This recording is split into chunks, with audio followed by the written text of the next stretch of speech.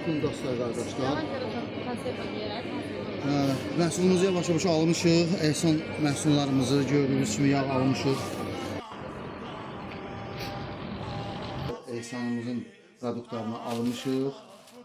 Bəzilərini toyuğu marinavat eləmişəm, hazırlamışam. Elə bir ki, bu kabab olacaq. Aşın üstündə veriləcək. Mərcandır, Hicaz toyuğudur.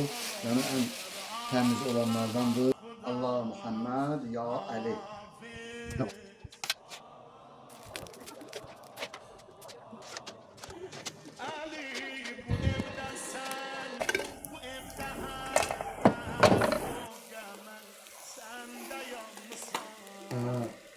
İşlerimiz qaydasında da Allah'a şükür. Kimler bak güzel bir iş görmüş. Aşımızın üstünde kebap, toyuq kebabı verəcəyik. Yəni bu yenilikdə çox gözəl bir şeydir.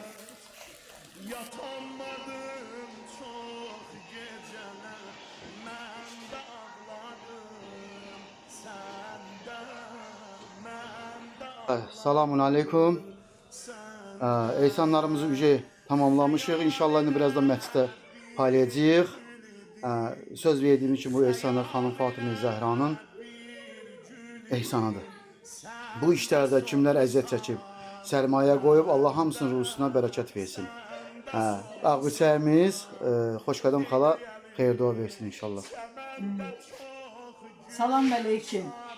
Bismillahirrahmanirrahim. Müqəddəs xanımımız olan Xanım Fatıma Zəhra xanımın şəhadəti günü münasibəti ilə kürəkənim ehsan verib, kürəkəmə də kimlər kömək eləyib, Allah onların da köməkləri olsun. Allah bir əllə verdiklərini Allah min əllə yetirsin, Allah qəbul eləsin. Çox sağ ol xala, Allah razı olsun. Sağ ol, Təşəkkür çox sağ ol. ederim. Allah əvəzini yetirsin.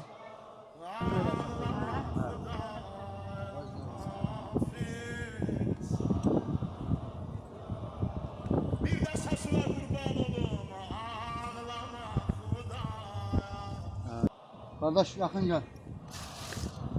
Kardeş yakın gel. Ehsandır. Allah qəbul etsin. Gel. Gedirəm. Çox sağ ol. Allah qəbul etsin.